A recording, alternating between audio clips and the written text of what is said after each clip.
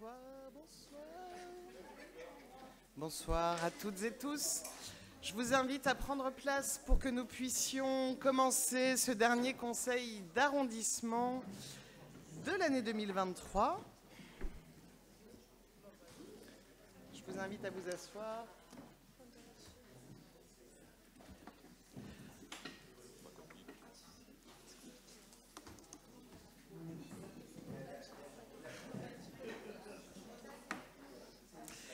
Alors, mesdames et messieurs les élus, mesdames et messieurs, bonsoir à toutes et tous. Très heureuse de vous accueillir ce soir. Je vais appeler la Benjamine de notre assemblée, Pauline Delage, à faire l'appel des présents.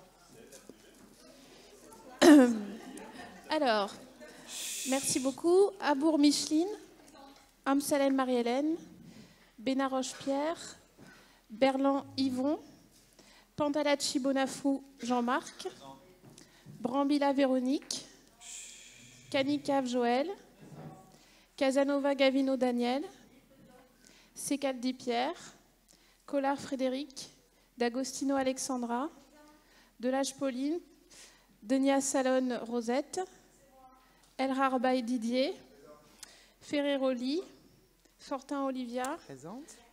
Hugon Christophe, Inchiapa Lucas, Jouve Cédric, Juste Christine, Locine Isabelle, Lémery Pierre, Luçon Baptiste, Maranda Bernard, Masson Juliette, Meillac Anne, Ménétrier Olivier, Méry Éric, Méry Xavier, Michaud Marie, Morène Yves, Mounien Lourdes, Perenchio Elliot, Pernet Ludovic, Pila Catherine, Préciosinora, Richard Donat, Roque Sophie, Rupnik Alexandre, Simonetti Christelle, Tessier Nathalie, Vassal Martine, Venton Elisabeth, Vincent Cyprien et Zouagui Serena. Merci beaucoup, Madame Delage. Le quorum étant atteint, ce conseil d'arrondissement peut valablement démarrer. Et je déclare la séance ouverte. Nous allons commencer, si vous le voulez bien, par approuver le procès-verbal du dernier conseil d'arrondissement. Y a-t-il des demandes de rectification sur ce procès-verbal? Non, je le mets donc aux voix. Qui vote contre? Qui s'abstient? Le procès-verbal est adopté à l'unanimité. Je vous propose que nous rentrions immédiatement dans l'ordre du jour de ce conseil et de passer la parole à Cédric Jouve qui va nous présenter les rapports 1 et 2.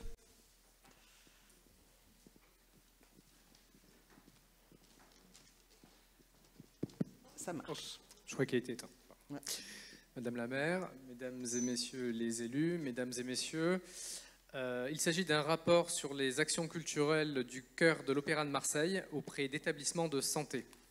Ce sont des interventions pour des publics dits empêchés, comme les personnes à mobilité très réduite, les personnes hospitalisées, les personnes très âgées. Le récital qui en découle est pour ces personnes et leurs familles des moments de plaisir et de partage très forts.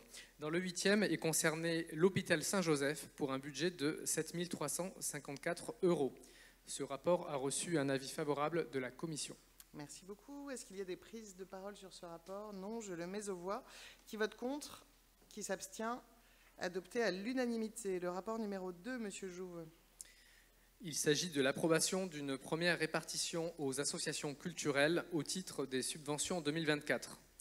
Toujours avec les critères de la mondialité culturelle, la démocratie culturelle, l'éducation artistique et culturelle, le soutien à la structuration de l'écosystème culturel et à la créativité. Sont concernés dans notre secteur, dans le 6e arrondissement précisément, l'association Alcimé, qui fait le très beau festival musique et cinéma pour 60 000 €, l'association Concerto Soave, qui fait le très beau festival Mars en baroque en mars pour 37 500 €, et le Théâtre de la Cité, avec qui nous avons travaillé d'ailleurs sur Oh ma parole, et qui fait le beau festival, les Biennales du réel, donc tous les 2 ans, et c'est cette année, en 2024, pour 50 000 €. Ce rapport a reçu un avis favorable de la commission. Merci beaucoup, Monsieur Jouve. Y a-t-il des prises de parole sur ce rapport? Je le mets aux voix. Qui vote contre? Qui s'abstient? Adopté à l'unanimité. Je passe la parole à Madame Meillac, dont c'est l'anniversaire. Bon anniversaire, Madame Meillac. Et je vous propose, Madame Meillac, de nous présenter le rapport numéro 3. Merci, Madame la maire, Mesdames et Messieurs, chers collègues. Alors, le rapport numéro 3 est présenté par la Direction foncière immobilière pour le transfert en pleine propriété de parcelles aménagées en voirie au profit de la métropole Aix-Marseille-Provence. Alors, le contexte, la ville de Marseille est toujours propriétaire au cadastre d'un certain nombre de parcelles situées dans les 16 arrondissements de la ville de Marseille. Or, ces voies ont fait l'objet d'un transfert de compétences au profit de la communauté urbaine Marseille-Provence Métropole, devenue depuis Métropole Aix-Marseille-Provence, au 17 janvier 2002. Et le service des hypothèques n'a jamais pu publier le procès-verbal de transfert, considérant que les éléments qui caractérisaient ces voies étaient insuffisants. Afin de procéder à la régularisation du transfert de ces voies à la métropole, une procédure a été fixée en accord avec les services métropolitains du pôle voirie, cadastre, publicité foncière, et une première liste de 458 parcelles annexées au présent rapport a été établie par les services de la ville et de la métropole et est soumise à l'approbation du Conseil. Ce transfert s'opérera à titre gratuit et je n'aurai qu'un mot, faisons-en bon usage de ces parcelles transférées. Ce rapport a reçu un avis favorable de la Commission. Merci beaucoup. Est-ce qu'il y a des prises de parole sur ce rapport? Je le mets aux voix. Qui vote contre? Qui s'abstient? Adopté à l'unanimité. Madame Meillac, le rapport numéro 4. Alors, le rapport numéro 4 concerne, donc nous vient de la direction de la nature en ville, a été présenté par Madame Nassera Benmarni, adjointe au maire. Il concerne le parc Borély et va tous nous réjouir parce que depuis si longtemps, ce parc était excessivement dégradé au point qu'il fallait regarder où on mettait les pieds pour ne pas chuter. Alors, nous sommes là devant une proposition d'approbation d'une opération d'autorisation de programme pour le financement de la rénovation du parc, en fait, mais sur des opérations d'entretien assez courants. Alors, ce parc classé jardin remarquable présente un intérêt pour de nombreux usagers et les travaux, je suis sûre que vous aurez envie de lire l'intégralité de ce rapport, je vous en donne simplement quelques titres. Alors, restaurer les bosquets qui ont énormément souffert des canicules, permettre aux jeunes arbres qui ont poussé au pied des grands eh bien, de prendre leur place ailleurs que là où ils ne pourront pas pousser, insérer de nombreux bancs pour créer des zones de repos, restaurer l'aire de jeu sur laquelle nous avons été maintes fois interpellés, située sur l'île du Lac, l'aire de jeu pour les grands. Il en sera de même dans un autre rapport pour les jeux de la Pinède, qui deviendront inclusifs. Amélioration de la zone dédiée aux sportifs côté nord, rebouchage de nombreux trous sur les allées, amélioration des structures paysagères et remise en état de l'embarcadère du lac pour permettre le retour des barques. Ces travaux sont estimés à 2 250 000 €, étalés sur la période 2024-2027. Et ce rapport a reçu un avis favorable de la Commission. Merci Madame Meillac. Y a-t-il des prises de parole sur ce rapport?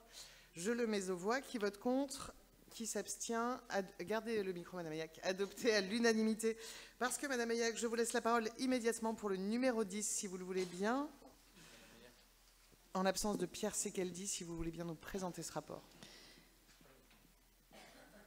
Rapport 10. Alors, ce rapport a été préparé par la Direction de la transition écologique et des environnements de vie et il porte sur l'identification de zones d'accélération pour la production d'énergie renouvelable.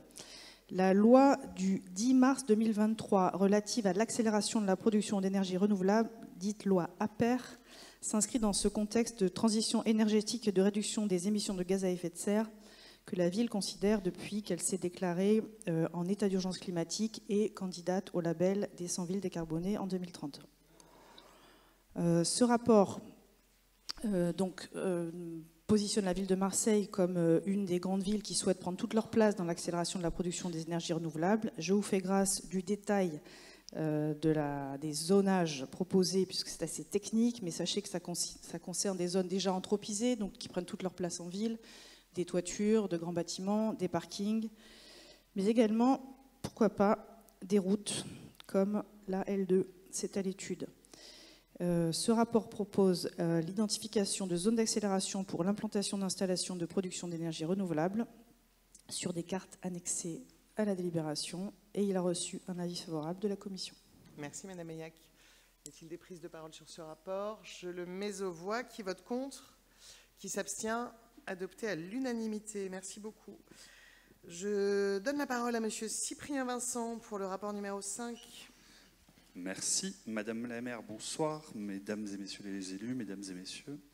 Je prends le rapport numéro 5 qui est proposé par Monsieur Gibraël et la direction des sports et concerne l'aménagement de 10 terrains de basketball de 3-3. Il se déploie sur tout Marseille et c'est pour l'année 2024. En partenariat avec la Fédération française de basket et de l'Agence nationale de sport, l'ANS, la ville de Marseille poursuit le développement, la rénovation et la mise en accessibilité des structures sportives, en particulier pour développer la nouvelle discipline olympique du 3-3. Ces travaux ont un montant global estimé à 1 190 000 euros TTC. Sur la mairie du 6-8, le complexe sportif Jean Bouin sera doté de 2 stades. Ce rapport a reçu un avis favorable de la commission. Merci, Monsieur Vincent. Y a-t-il des prises de parole sur ce rapport? Je le mets aux voix. Qui vote contre? Qui s'abstient? Le rapport est adopté à l'unanimité. Monsieur Vincent, le rapport numéro 6, s'il vous plaît. Alors, le rapport numéro 6 concerne l'approbation d'augmentation de l'affectation d'autorisation de programme sur les travaux de la base nautique du Roucas Blanc, qui va recevoir très prochainement les JO 2024. La ville de Marseille se dote d'un stade nautique à la hauteur de ses ambitions environnementales et de sa volonté de développer la voile et le nautisme pour toutes et tous, ainsi que pour les compétiteurs internationaux. Pour mener à bien cette opération, il convient de prévoir l'approbation d'une augmentation de l'affectation à hauteur de 250 000 euros, qui porte le total à 14 822 422 euros. Ce rapport a reçu un avis favorable de la commission. Merci beaucoup. Y a-t-il des prises de parole sur ce rapport? Je le mets aux voix. Qui vote contre? Qui s'abstient? Le rapport est adopté. Merci beaucoup.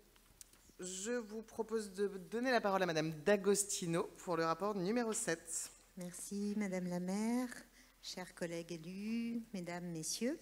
Donc, est soumis à votre approbation le premier versement à valoir sur le budget prévisionnel 2024 d'une répartition des subventions attribuées aux centres sociaux au titre de l'animation globale de coordination. En effet, prévoir dès à présent les crédits nécessaires au versement de subventions de 2024 permet d'assurer la continuité de fonctionnement de ces associations qui assument une mission d'intérêt général. Donc le montant global est de 705 678,9 euros. Merci pour cette précision. Voilà, je vous en prie. 3 centres sociaux sont concernés dans le 6-8, Mer et Collines, Roi d'Espagne, Saint-Génie et Milan. Ce rapport donc nous est proposé par Monsieur Edadi et il a reçu un avis favorable de la commission. Merci beaucoup. Y a-t-il des prises de parole sur ce rapport? Je le mets aux voix. Qui vote contre? Vous vous abstenez, Monsieur Maranda. Le rapport est adopté. Madame D'Agostino, le rapport numéro 8. Donc est soumise à votre approbation l'attribution de subventions en nature au bénéfice d'associations dont l'activité présente un intérêt général local, à savoir œuvrant au développement du territoire, à la création de liens sociaux et des solidarités. Nous parlons ici de subventions en nature car il s'agit de mettre à disposition des locaux communaux, des écoles par exemple, des équipements sportifs, culturels et des moyens matériels à des tarifs inférieurs à la valeur locative réelle des biens concernés, voire à titre gracieux. Cela permet donc à l'association, cela procure donc à l'association un avantage qui représente une subvention en nature. Ce rapport nous est proposé par Monsieur Joël Canicave, ici présent, et il a reçu un avis favorable de la commission. Merci beaucoup. Y a-t-il des prises de parole sur ce rapport? Je le mets aux voix. Qui vote contre? Qui s'abstient? Le rapport est adopté. Madame D'Agostino, toujours pour le rapport numéro 9. Alors, cette fois-ci est soumise à votre approbation l'attribution de subventions d'équipement à diverses associations dans le cadre d'une 4e répartition des crédits de 2023. Une association est concernée dans le 6-8, Mer et Collines. Ce rapport nous est proposé par Monsieur Edadi et il a reçu un avis favorable de la commission. Merci beaucoup. Je ne vois pas de prise de parole sur ce rapport. Je le mets aux voix. Qui vote contre? Qui s'abstient? Le rapport est adopté à l'unanimité. Madame Delage, s'il vous plaît, pour le rapport numéro 11.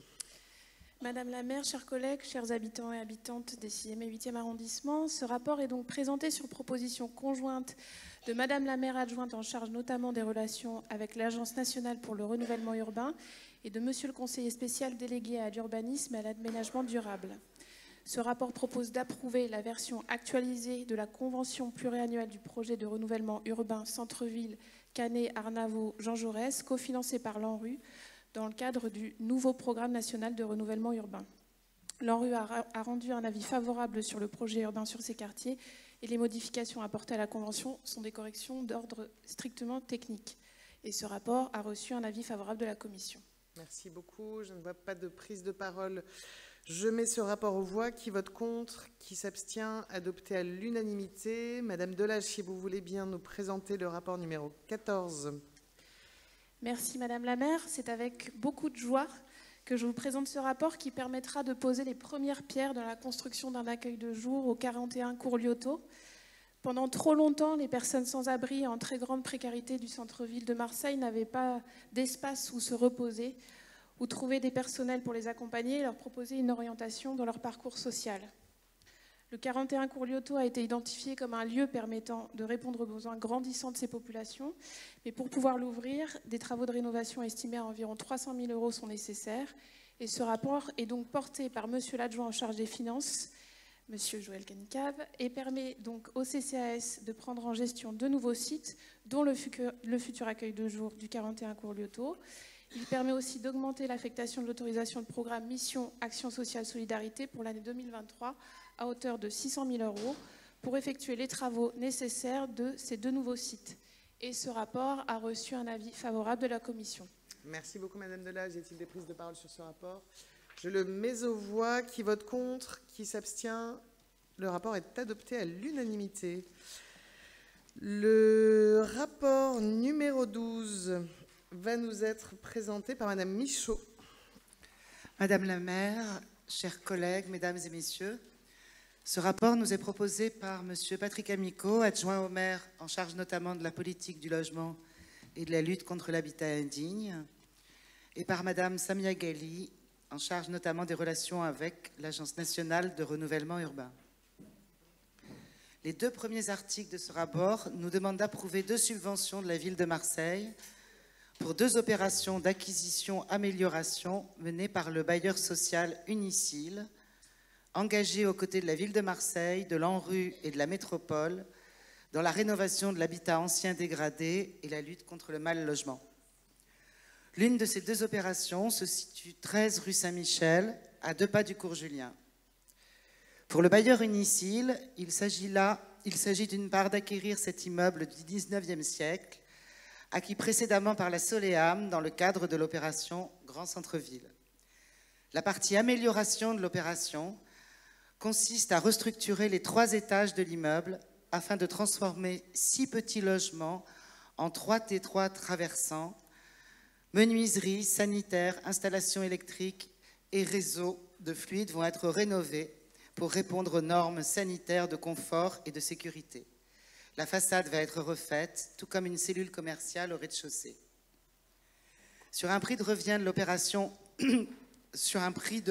de l'opération d'acquisition-amélioration qui s'élève à 864 880 €, la participation de la ville de Marseille est sollicitée à hauteur de 81 000 €.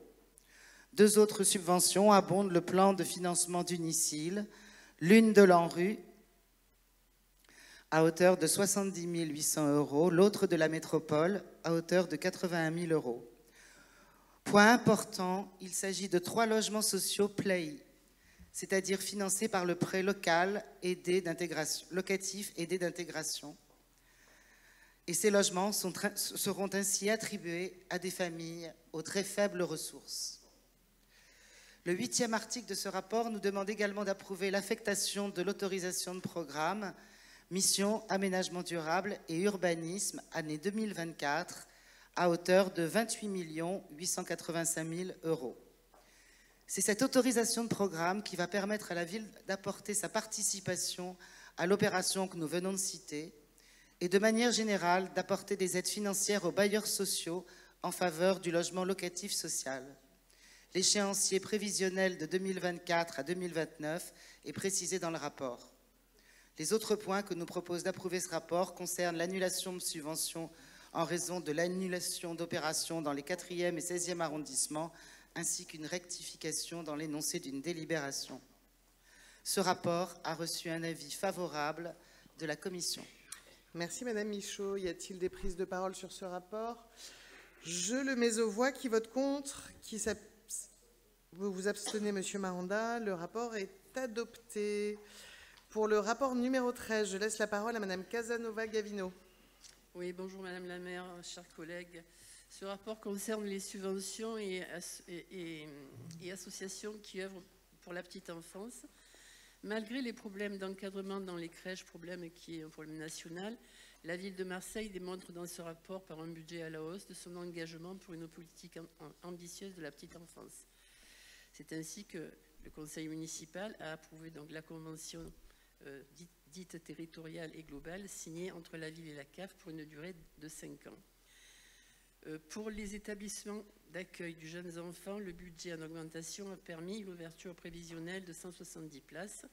Pour ces structures, il est proposé 1 € par heure d'accueil entre octobre 23 et juin 24. Pour les RPE, c'est-à-dire donc les relais petite enfance, excusez-moi, qui sont les lieux d'info et de rencontre au service des parents, des assistantes maternelles, des professionnels de la petite enfance. Il est accordé 11 000 € pour un équivalent temps plein et 15 000 € pour un équivalent et demi, ce qui a pour effet de stabiliser les équipes. Pour les établissements d'accueil enfants-parents, qui sont des structures d'écoute et de soutien, qui permettent la transition entre la cellule familiale, de la cellule familiale, excusez-moi, vers la vie collective. Si l'agrément est inférieur ou égal à 8, il est attribué une demi-journée par semaine, 4 500 €. Pour 2 demi-journées, 9 000 €. Pour un agrément supérieur à 8, pour une demi-journée, 6 000 €. Et pour 2 demi-journées, 12 000 €. Avant de conclure, Madame la maire, est-ce que je peux rajouter un certain nombre de choses concernant la situation des crèches? Si vous voulez, ou peut-être on le fera en réponse s'il y a des questions sur ce sujet. Ouais. D'accord. Donc on va écouter, si jamais vous avez fini la présentation pure et simple du rapport. Oui, le rapport est terminé. Madame Pila, vous voulez la parole? Madame Zoaghi. Oui, il a reçu donc un avis favorable. Merci beaucoup. Merci Madame la maire, Mesdames et Messieurs les élus. Alors évidemment, si nous voterons en faveur de ces aides pour nos petits Marseillais, nous exprimons aujourd'hui une vive inquiétude concernant la gestion des crèches municipales, ce qui concerne donc la petite enfance. En effet, très récemment, de nombreuses familles se sont retrouvées en détresse suite à la fermeture sans aucune concertation de la crèche des Lys dans le 7e. Alors combien à venir dans le 6-8? Personnel en souffrance, remplacement d'agents aléatoires, manque de place. La situation dans les haltes garderies communales est des plus critiques. Nous en avons des remontées quotidiennes de nos concitoyens d'ailleurs. Alors Madame la maire, personne n'ignore qu'avant de revenir à la tête de notre mairie de secteur, vous étiez en charge du personnel municipal et de la refonte globale des services communaux. La petite enfance en fait donc partie. Le constat que nous dressons aujourd'hui résulte donc de votre action, ou plutôt de votre inaction. Au bout de 3 ans, c'est un constat d'échec pour votre majorité dans ce domaine. Merci Madame Zoaghi. Madame Casanova-Gavino, est-ce que vous voulez apporter quelques éléments de réponse à Madame Zoaghi? Il vaut mieux entendre ça que d'être sourd. Servez-vous de votre micro. Il vaut mieux entendre ça que d'être sourd, effectivement. Moi, ce que j'ai à dire quand même, c'est qu'au niveau de la ville de Marseille, nous avons pris des dispositions pour rendre donc la profession plus attractive et créer ainsi aussi de meilleures conditions de travail. Une prime de 1 800 € par an a été accordée aux professionnels. Une semaine de vacances, un recrutement de 59 agents d'entretien donc pour libérer les ATSM. On est amené aussi à signer donc, des prix contrats. Les assistantes maternelles et les AESH de plus de 3 ans peuvent elles aussi postuler pour devenir, je dirais, des puéricultrices. Ce que je voulais dire aussi, et là je lis quand même, je veux dire, un paragraphe qui concerne un rapport qui a été demandé en avril 2023, qui est un rapport alarmant sur les crèches. L'annonce a été faite par la Première ministre, Madame Borne, d'un service public de la petite enfance. À ce jour, nous n'avons pas d'autre rendez-vous, mais comme demi de famille, nous espérons et donc nous attendons. Mais nous attendons aussi que la région fasse ce qu'elle a à faire, parce que ça fait partie d'une de ses compétences. En tout cas, je dirais au niveau de la formation du personnel des crèches. Voilà, on attend donc une réaction de la région, on attend que la région se mette au travail, évidemment, avant que le service public voit jour. Voilà. Merci. Alors, Madame Masson, on fait une seule intervention par... Ouais, ça vous va ? On va faire très court sur ce sujet. Oui, alors merci beaucoup Madame Zouagui d'avoir posé cette question.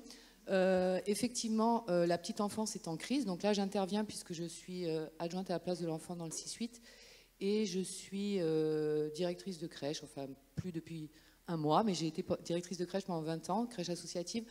Donc je voudrais élargir un petit peu le débat puisque ce problème que vous posez qui concerne les crèches municipales concerne effectivement tous les secteurs de la petite enfance, y compris les crèches associatives et privées.